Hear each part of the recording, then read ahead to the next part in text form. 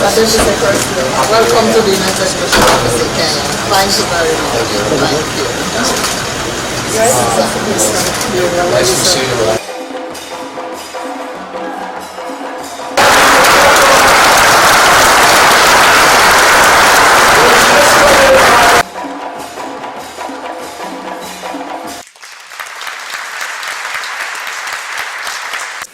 We are in a crisis.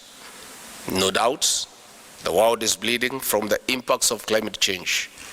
Kenya is bleeding from the impact of climate change.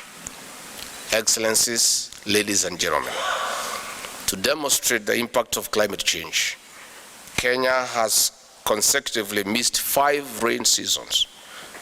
We are deep into the longest drought in 4 decades.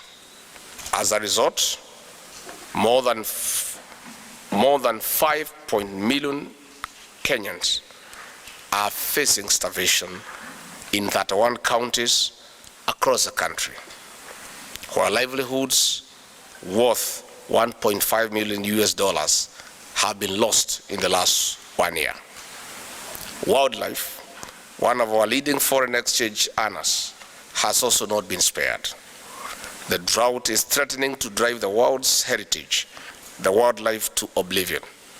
While Kenya is taking immediate and a few long-term measures in response to drought and famine, we cannot manage the situation alone. We need children in school, otherwise they will be left behind.